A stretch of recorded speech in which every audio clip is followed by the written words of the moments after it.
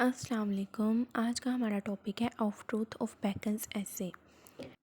इसमें जो है ना हम देखेंगे कि बेकन्स जो है ना वो अपना ऐसे ऑफ ट्रूथ में क्या किस चीज़ को एक्सप्लेन करता है, वो कैसे बताते हैं हम किस तरह से ट्रूथ के बारे में जो है ना जान सकते हैं, और वो किस तरह की लैंग्वेज चूज़ करता है, उसके जो है इफ़ेक्ट वगैरह क्या हैं, ये सब चीज़ों को हम इस टॉपिक में जो है डिस्कस करेंगे। ठीक है, let's start. We will discuss what Bacon's say in his essay of truth. यहाँ यहाँ पे ना हम जो ऑफ ट्रूथ की समरी देखते हैं कि बेकन जो है ना ऑफ ट्रूथ में क्या करें।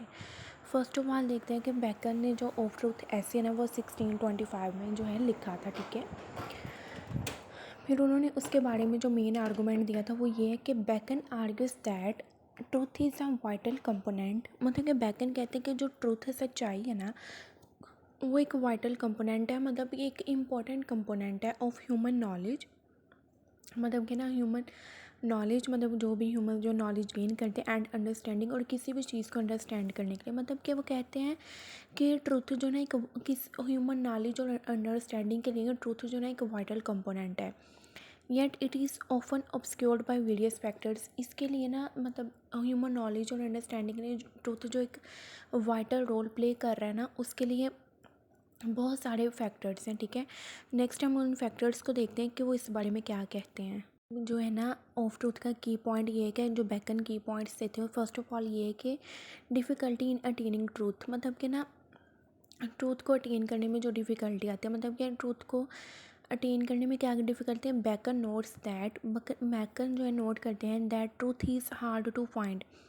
मतलब कि ट्रूथ को ना फाइंड करना, या मतलब तलाश करना जो बहुत मुश्किल है, ड्यू टू ह्यूमन बायसेस। मतलब ह्यूमन बायसेस की वजह से।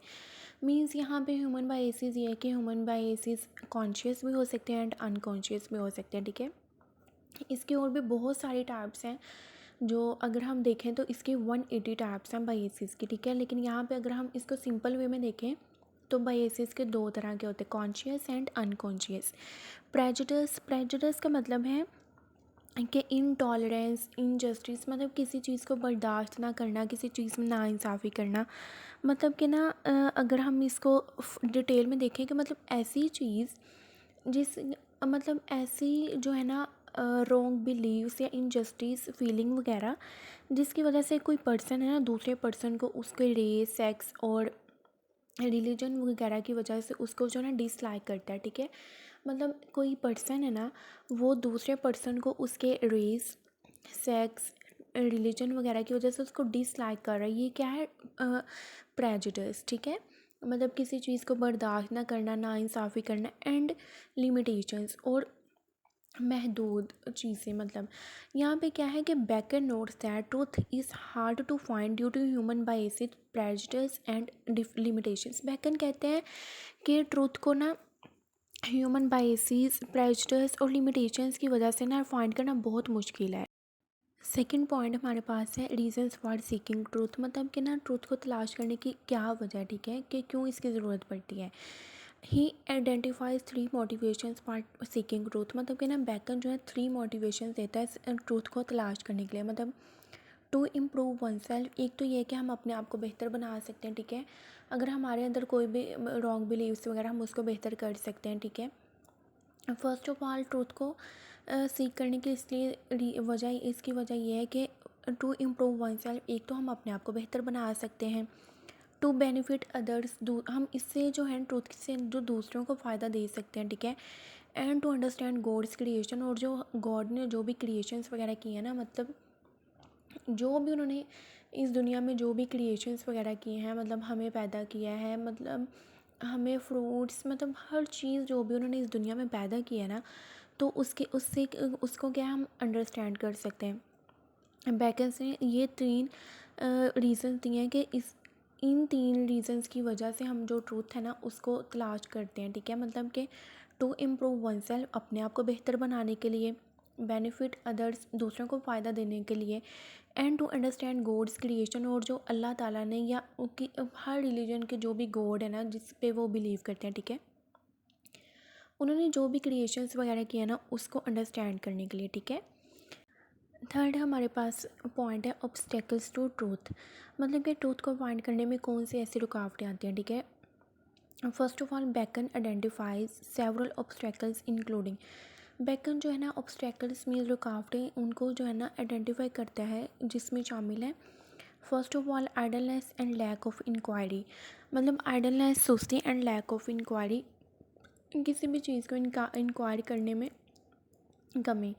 इसमें इसका मतलब ये है कि कोई भी ऐसी बात है ना, लोग कोई भी ऐसी बात करते हैं तो लोग जो है ना मतलब उसके इंक्वायरी करने में ना बहुत ज़्यादा सुस्ती दिखाते हैं, मतलब वो ये नहीं देखते कि अगर किसी ने ये बात कही तो हम उसके बारे में थोड़ा सा जो है ना थोड़ा ऑब्ज़र्व उसके बारे में हम थोड़ा जो है जांच पड़ताल कर लें क्या ये सच है या नहीं, तो सच को जानने के लिए ना बहुत ज़्यादा सुस्ती दिखाते हैं। सेकंड पार्ट हमारे पास है pre conceived notions and biases. यहाँ पे प्री कंसीव्ड नोशन का मतलब है कि कोई भी ऐसी चीज़ मतलब कि जिसका पहले से ही अंदाज़ा लगाया गया हो, या मतलब कि गलत ख्यालात वगैरह, ठीक है। एंड बायसेस, बायसेस जैसे मैंने पहले भी बताया था कि बायसेस दो तरह के होते हैं, कॉन्शियस एंड अनकॉन्शियस बायस। मतलब सेकंड पॉइंट ये है कि वो कोई भी ऐसी चीज़ जिसका ना पहले से ही अंदाज़ा लगाया गया हो, और मतलब ये गलत ख्यालात वगैरह होते हैं, ठीक है। थर्ड हमारे पास sensual desires and emotions. Sensual desires मतलब कि ना ये जो है ना मतलब बॉडीली रिलेटेड है, ठीक है।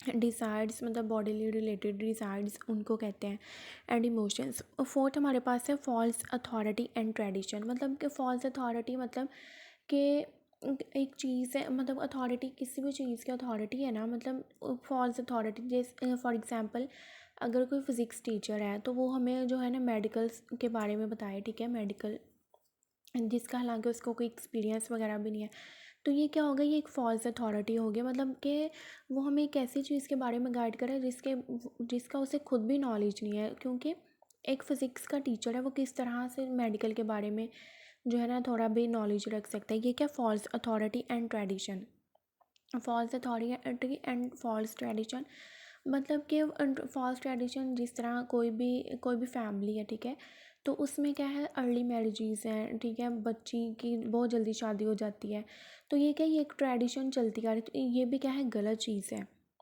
मतलब बेकन कहता है कि ट्रुथ में ना जो रुकावटें आती हैं ना वो ये है कि लोग जो है पहले तो बहुत ज़्यादा सुस्ती दिखाते हैं, ठीक है, उस चीज़ के बारे में इंक्वायरी करने में बहुत ज़्यादा सुस्ती दिखाते हैं, बजाय इसके कि वो थोड़ा सा देख लें क्या ये बात ठीक है या नहीं, लेकिन वो जो भी है ना उसको मान लेते हैं। इसमें बहुत ज़्यादा सुस्ती दिखाते हैं कि हम जो थोड़ी सी जांच पड़ताल कर लें। सेकंड ये है कि कोई भी ऐसी चीज़ जिसका पहले से ही अंदाज़ा लगाया गया हो। थर्ड है कि सेंसुअल डिज़ायर्स एंड इमोशंस वगैरह मतलब जो बॉडीली रिलेटेड हैं, ठीक है, डिज़ायर्स उनको। फॉल्स अथॉरिटी एंड ट्रेडिशन मतलब कि ना गलत चीज़ के अथॉराइज़ करना अपने आप को, गलत चीज़ मतलब, और ट्रेडिशन वगैरह। ये सब जो पॉइंट्स हैं ना, मतलब ये 4 पॉइंट जो हमने किए ये क्या है कि ये ट्रूथ में ना ऑब्स्टेकल्स क्रिएट करते हैं, मतलब ट्रूथ में ना रुकावट पैदा करते हैं, ठीक है। फोर्थ हमारे पास पॉइंट है importance of critical thinking. Bacon कहता है कि क्रिटिकल थिंकिंग क्यों ज़रूरी है, इसकी क्यों जो क्या अहमियत है, ठीक है, मतलब ऑफ ट्रूथ में। Bacon emphasises the need for critical thinking, मतलब बैकन जो है ना वो कहता है कि क्रिटिकल थिंकिंग मतलब क्रिटिकल थिंकिंग क्या है, क्रिटिकल थिंकिंग वो है कि ना किसी भी चीज़ के बारे में किसी भी चीज़ के बारे में देखना सोचना, ठीक है, जजमेंटल बनना उस चीज़ के बारे में कि क्या ये चीज़ सही है या गलत, ठीक है। मतलब डीपर थिंकिंग को कहते हैं क्रिटिकल थिंकिंग, मतलब किसी भी चीज़ के बारे में डीपली उसको चीज़ को सोचना कि क्या ये चीज़ सही है या गलत, ठीक है। नेक्स्ट हमारे पास है स्केप्टिसिज्म। स्केप्टिसिज्म जो है ना कि एक स्केप्टिसिज्म जो है ना एक स्केप्टिकल एटीट्यूड होता है, मतलब कि किसी भी चीज़ के बारे में शक करना कि क्या इसमें सच्चाई है या नहीं, मतलब उसकी किसी भी चीज़ की सच्चाई के बारे में जो ना शक करना उसको कहते हैं scepticism. And empirical evidence, empirical evidence कहते हैं कि किसी भी चीज़ को ना एक्सपीरियंस करना, ठीक है, मतलब किसी भी चीज़ के उसके एविडेंस को इकट्ठा करना किसी भी चीज़ के एक्सपीरियंस करके, मतलब कोई भी एक्सपेरिमेंट करके ना, ठीक है, एक्सपेरिमेंटल प्रोसीजर से गुजर के किसी भी चीज़ के बारे में एविडेंस जो है ना उसको कलेक्ट करना उसको कहते हैं एम्पिरिकल एविडेंस। तो यहाँ पे क्या है कि bacon emphasises the need for critical thinking. मतलब बैकन जो है ना वो कहता है कि क्रिटिकल थिंकिंग मतलब डीपर थिंकिंग, ठीक है, डीपली थिंकिंग करना, स्केप्टिसिज्म किसी भी चीज़ के बारे में डाउट करना, and empirical evidence. Empirical evidence मतलब जो कोई भी ऐसे एविडेंस जिसको हम एक्सपीरियंसेस या एक्सपेरिमेंट्स के ज़रिए जो है ऑब्टेन करते हैं, ठीक है। इन सीकिंग ट्रूथ मतलब बैकन कहता है कि critical thinking, scepticism, empirical evidence की ना बहुत ज़्यादा किसी भी ट्रूथ को तलाश करने में बहुत ज़्यादा इनकी ज़रूरत होती है, ठीक है। ये सब जो है ना मतलब क्रिटिकल थिंकिंग, स्केप्टिसिज्म और एम्पिरिकल एविडेंस ये किसी भी ट्रूथ को फाइंड करने में बहुत इंपॉर्टेंट जो रोल है ना वो प्ले करती हैं। फिफ्थ हमारे पास पॉइंट है ट्रूथ एंड मोरालिटी। मतलब ट्रूथ और मोरालिटी के बारे में बैकन क्या कहता है, वो कहता है कि he argues that truth is essential. वो कहता है कि ट्रूथ ज़रूरी है for moral integrity. Moral integrity, इसका मॉरल इंटेग्रिटी का मतलब है doing the right thing when nobody is watching. मतलब कोई कुछ भी ऐसा सही काम करना है जिसको कोई भी इंसान जो है ना देख नहीं रही होता। मतलब कोई भी ऐसा पर्सन है ना, वो कोई भी सही काम कर रहा है लेकिन कोई दूसरा शख्स उसको देख नहीं रहा, ठीक है। Truth is essential for moral integrity. मतलब बैकन कहता है कि जो ट्रूथ है ना मॉरल इंटेग्रिटी के लिए बहुत ज़रूरी है। And that lying and deception, झूठ और धोखा, आर डिस्ट्रक्टिव टू इंडिविजुअल्स। मतलब कि ना वो इंडिविजुअल्स मतलब कि नौजवान को एंड सोसाइटी इनको जो है ना डिस्ट्रक्टिव कर देते हैं, मतलब डिस्ट्रक्ट कर देते हैं। मतलब बैकन कहता है कि जो ट्रूथ है ना मॉरल इंटेग्रिटी के लिए बहुत ज़रूरी है। कि मतलब हम कहीं पे कुछ भी ऐसा काम कर रहे हों, सही काम कर रहे हों, लेकिन कोई इंसान उसको देख ना रहा हो, ठीक है। इसके लिए जो ट्रूथ है ना बहुत ज़रूरी है। जबकि जो झूठ और धोखा है ना वो इंडिविजुअल्स और सोसाइटी के डिस्ट्रक्शन का जो है बाइस बनता है, ठीक है। इस ट्रूथ एंड मोरालिटी के बारे में बैकन का ना ये कहना है, ठीक है। ये 5 जो है ना बैकन के की पॉइंट्स थे कि मतलब ट्रूथ क्यों ज़रूरी है, ठीक है, इसमें कौन सी ऐसी रुकावटें आती हैं और ये सब चीज़ें जो है ना क्यों क्या क्या जो है ना रोल प्ले करती हैं। नेक्स्ट हम देखते हैं कि बैकन ने अपने ट्रूथ ऑफ ट्रूथ ऐसे में ना को अपनी कौन सी फ़िलॉसफी जो है ना उसको यूज़ किया, ठीक है। बैकन ने यहाँ पे अपनी दो फिलोसफीज़ को यूज़ किया था। मतलब of truth reflects Bacon's empiricist and rationalist views. यहाँ पे बैकन ने ना अपने दो फिलोसफीज़ मतलब एम्पिरिसिज्म और रैशनलिज्म इन दो व्यूज़ को जो है ना बैक ऑफ ट्रूथ ऐसे में जो है ना बताया, ठीक है। फर्स्ट ऑफ ऑल वो एम्पिरिसिज्म में क्या कहता है, bacon advocates for observation, experimentation and experience as the primary means of acquiring knowledge। मतलब बैकन कहता है कि जो ऑब्जर्वेशन किसी भी चीज़ के बारे में ऑब्ज़र्व करना, मुशाहिदा करना, एक्सपेरिमेंटेशन फिर मुशाहिदे के बाद उस पर तजुर्बा करना, एंड एक्सपीरियंस और उस चीज़ के बारे में एक्सपीरियंस लेना, मतलब ठीक है कि वो कहता है कि ये सब जो चीज़ें हैं ना कोई भी नॉलेज को गेन करने के लिए ना बहुत ज़रूरी है, ठीक है। ये जो है ना तीन चीज़ें बहुत प्राइमरी जो है ना रोल प्ले करती हैं, ठीक है। Bacon advocates for observation, experimentation and experience as the primary means of acquiring knowledge. मतलब बैकन कहता है कि ऑब्जर्वेशन, एक्सपेरिमेंटेशन और एक्सपीरियंस किसी भी नॉलेज को गेन करने के लिए ना प्राइमरी रोल प्ले करती हैं। सेकंड हमारे पास बैकन की जो फिलॉसफी वो है रैशनलिज्म। वो रैशनलिज्म में बैकन क्या कहता है, he emphasises the role of reason. वो कहता है कि जो द रोल ऑफ रीज़न मतलब कि जो हमारी अकल है इन एवेलुएटिंग एविडेंस, मतलब कि smooth and arriving at truth. मतलब वो कहता है कि जो हमारी अकल है ना वो क्या है कि ट्रूथ को अराइव करने में जो बहुत ज़्यादा जो ना रोल प्ले करती है, ठीक है। वो कहता है कि अगर इंसान अक्लमंद होगा ना तो वो ट्रूथ को जो है ना इवेलुएट कर लेगा, ठीक है, एक्वायर कर लेगा। कहते हैं कि अगर इंसान अक्लमंद होगा ना वो तो सच्चाई तक वो पहुंच ही जाएगा, ठीक है। अकल जो है ना बहुत जो है ना रोल प्ले करती है सच्चाई तक पहुंचने के लिए। यहाँ पे हमने जो बैकन है ना उसकी दो फिलोसफीज़ को डिस्कस किया। मतलब पहली empiricism and second rationalism. Empiricism में वो कहते हैं कि जो ऑब्जर्वेशन, एक्सपेरिमेंटेशन और एक्सपीरियंसेस वगैरह ना वो ट्रूथ तक पहुँचने के लिए ना बहुत प्राइमरी रोल प्ले करते हैं। सेकंड रैशनलिज्म में वो कहते हैं कि जो इंसान की अकल है ना वो जो है ना उसको ट्रुथ तक पहुंचा ही देती है। मतलब इंसान अगर अक्लमंद होगा तो वो ट्रुथ तक पहुंच ही जाएगा।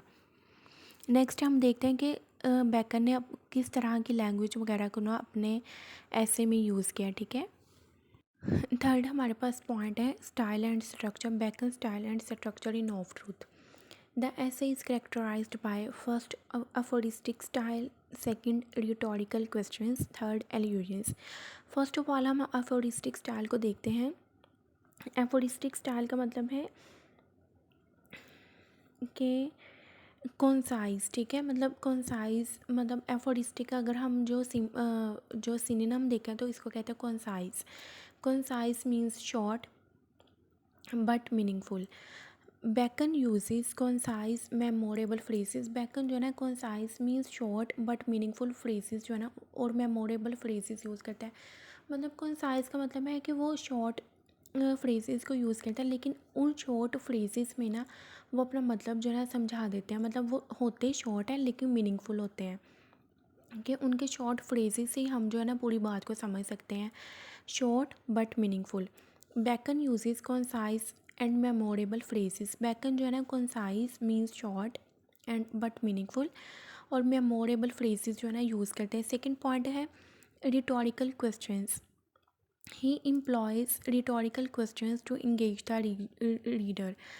या वो जो है ना रिटोरिकल क्वेश्चंस जो है ना वो पूछते हैं, एम्प्लॉय करते हैं अपनी ऑफ ट्रूथ में, ताकि जो रीडर है ना वो उनके ऐसे ऑफ ट्रूथ के साथ इंगेज रहे, मतलब वो उसके साथ जुड़ा रहे।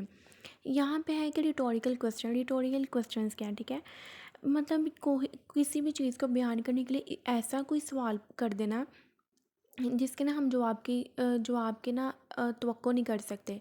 मतलब अगर हम इसकी एग्जांपल देखें तो इसकी एग्जांपल है डू बर्ड्स फ्लाई। यहाँ पे है कि क्या परिंदे उड़ते हैं, तो ये क्या है, मतलब ज़ाहिर सी बात है परिंदे उड़ते ही हैं। तो ये एक ऐसा क्वेश्चन है कि जिससे हम किसी जवाब की ना तवक्को नहीं कर सकते, क्योंकि सबको ही पता है परिंदे उड़ते हैं।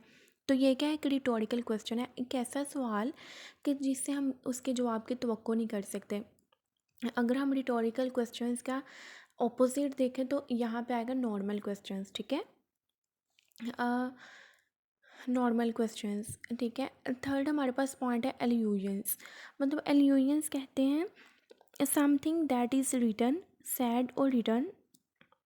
मतलब एल्यूजन्स मतलब एक ऐसी चीज़ जो कि लिखी गई है या कही जाती है, जिसके बाद ना इंसान जो है ना किसी भी स्पेसिफिक पर्सन या किसी भी स्पेसिफिक चीज़ के बारे में ना सोचना शुरू कर देता है। ठीक है, जो उसको सोच में डाल देती है, वो कहते हैं एल्यूजन्स। ठीक है, कोई भी ऐसी चीज़ जो लिखी या कही जाती है जिसके बाद जो इंसान किसी भी पर्टिकुलर थिंग के बारे में ना या पर्सन के बारे में जो है ना सोचना शुरू करता है। तो बेकन जो है ना एल्यूजन्स मतलब Bacon references classical and biblical sources. Bacon जो है ना उनके जो रेफरेंसेस होते हैं वो क्लासिकल और बिब्लिकल सोर्सेज होते हैं। यहाँ पे है क्लासिकल। क्लासिकल का मतलब है कि रिलेटिंग टू एंशियंट ग्रीक और लेटिन लिटरेचर आर्ट और कल्चर। मतलब क्लासिकल का मतलब है कि जो एंशियंट ग्रीक और लेटिन लिटरेचर आर्ट और कल्चर से जो चीज़ जो है ना रिलेट कर रही होती है, उससे रिलेट कर रहे हैं, रिलेटिंग टू एंशियंट ग्रीक और लेटिन लिटरेचर आर्ट और कल्चर। इनमें एंशियंट ग्रीक और लेटिन में जो लिटरेचर आर्ट और कल्चर है ना उससे रिलेट करना, मतलब उसको कहते हैं क्लासिकल।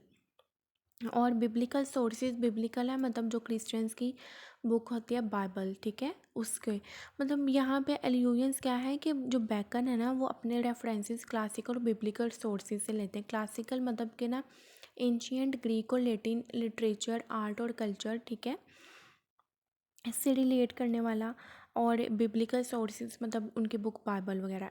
यहाँ पे है स्टाइल एंड स्ट्रक्चर। मतलब बेकन का जो स्टाइल है अफोरिस्टिक स्टाइल है, मतलब कॉन्साइज है बट मीनिंगफुल है। सेकेंड है रिटोरिकल क्वेश्चन, तो ऐसे क्वेश्चन जिसके ना हम आंसर के ना इस एक्सपेक्ट नहीं कर सकते। ठीक है, एक्सपेक्ट नहीं कर सकते। थर्ड एल्यूजन्स मतलब कि ना क्लासिक और बिब्लिकल सोर्सेज से, मतलब बेकन जो रेफरेंसेस वगैरह लेते हैं वो क्लासिक और बिब्लिकल सोर्सेज से लेते हैं। यहाँ पे जो है ना हमने उसके बेकन के ऑफ ट्रूथ में जो स्टाइल है ना और स्ट्रक्चर वगैरह को देख लिया कि उनका राइटिंग स्टाइल और स्ट्रक्चर क्या। नेक्स्ट हम पॉइंट देखते हैं कि जो उनका बैकन का ऑफ ट्रूथ ऐसे है ना, उसका जो किसी पे भी क्या इफ़ेक्ट है, ठीक है, क्या इन्फ्लुएंस है। तो यहाँ पे हम देखते हैं इन्फ्लुएंस एंड लेगेसी, मतलब कि ना क्या इफ़ेक्ट है, ठीक है। Of truth has influenced, first of all है scientific method, second philosophy of knowledge, third है literary style. First of all हम देखते हैं साइंटिफिक मेथड को। Bacon's emphasis on empiricism and critical thinking contributed to the development of scientific method. यहाँ पे कहते हैं कि जो बैकन है ना, उसकी जो एम्पिरिसिज्म, उसने जो फिलॉसफी दी थी, और क्रिटिकल थिंकिंग जो है ना, वो साइंटिफिक मेथड के डेवलपमेंट को कंट्रीब्यूट करती है, ठीक है। मतलब उसके साइंटिफिक मेथड को इन्फ्लुएंस, उसका साइंटिफिक मेथड में बहुत ज़्यादा इन्फ्लुएंस है, ठीक है। एम्पिरिसिज्म और क्रिटिकल थिंकिंग का जो है ना, साइंटिफिक मेथड के डेवलपमेंट बहुत ज़्यादा इन्फ्लुएंस है, ठीक है। वो उसने साइंटिफिक मेथड पे बहुत ज़्यादा इफेक्ट किया, ठीक है। सेकंड पॉइंट है philosophy of knowledge, his ideas on truth, मतलब उसके जो ट्रूथ के बारे में आइडियाज़ हैं, बायस मतलब conscious and unconscious, and critical thinking मतलब डीपर थिंकिंग जो है ना, रिमेन रेलिवेंट इन एपिस्टेमोलॉजी, वो जो है ना एपिस्टेमोलॉजी से बहुत ज़्यादा जो है ना रिलेट कर रहा है, ठीक है। कि उसके मतलब फिलॉसफी ऑफ नॉलेज ये है कि बैकन के जो आइडियाज़ हैं, आइडियाज़ ऑन ट्रूथ बायस और क्रिटिकल थिंकिंग जो है ना, वो एपिस्टेमोलॉजी से बहुत ज़्यादा रेलिवेंट है। मतलब एपिस्टेमोलॉजी यहाँ पे ना फिलॉसफी की एक ब्रांच है। इसका मतलब है the study of knowledge is called epistemology, मतलब कि नॉलेज को स्टडी करना उसको कहते हैं एपिस्टेमोलॉजी। मतलब जो बैकन की ट्रूथ बायस और क्रिटिकल थिंकिंग है ना, वो एपिस्टेमोलॉजी से बहुत ज़्यादा रेलिवेंट है, ठीक है। थर्ड हमारे पास है literary style, bacon aphoristic style has inspired many writers. Bacon का जो एफोरिस्टिक स्टाइल है, एफोरिस्टिक मतलब कॉन्साइज बट मीनिंगफुल, कॉन्साइज मतलब शॉर्ट बट मीनिंगफुल, मतलब कि बैकन जो ना अपना एफोरिस्टिक स्टाइल यूज़ किया ना, वो बहुत सारे राइटर्स ने उसको बहुत इंस्पायर किया, ठीक है। यहाँ पे मतलब ये है कि फ़र्स्ट ऑफ ऑल उसने साइंटिफिक मेथड के डेवलपमेंट में बहुत रोल प्ले किया, ठीक है। बैकन्स कैसे ने मतलब बैकन्स कैसे ऑफ ट्रूथ में जो एम्पिरिसिज्म और उसने क्रिटिकल थिंकिंग को यूज़ किया। सेकंड ये कि उसने जो है ना, जो उसका ट्रूथ आइडियाज़ और बायस और क्रिटिकल थिंकिंग है ना, वो एपिस्टेमोलॉजी से बहुत ज़्यादा रिलेट करती है, ठीक है। थर्ड जो उसका एफोरिस्टिक स्टाइल है ना, उसने बहुत से राइटर्स को इंस्पायर किया है, ठीक है। इन्होंने जो है ना उसके ऐसे ने इन चीज़ों पे बहुत ज़्यादा ना इफ़ेक्ट किया है, ठीक है। यहाँ पे हमारा बैकन का ऑफ ट्रूथ ऐसे कंप्लीट हुआ। फर्स्ट ऑफ ऑल हमने उसके की पॉइंट्स देखे हैं, फिर जो है ना हमने उसके स्टाइल एंड स्ट्रक्चर देखा है, किस तरह से बैकन ने स्टाइल को यूज़ किया है, स्ट्रक्चर उसका क्या है और किस तरह से फिर उसने कौन सी जो फिलॉसफी है ना उसको यूज़ किया अपने ऐसे में। और फिर हमने देखा है कि उसके जो ओवरऑल ऐसे है ना ऑफ ट्रूथ, उसने किन किन चीज़ों पे इफेक्ट किया है, ठीक है। यहाँ पे हमारा आज का टॉपिक कंप्लीट हो गया। इसके नेक्स्ट वीडियो में हम इसका जो है ना दूसरे ऐसे को डिस्कस करेंगे। उसके लिए अल्लाह हाफिज़।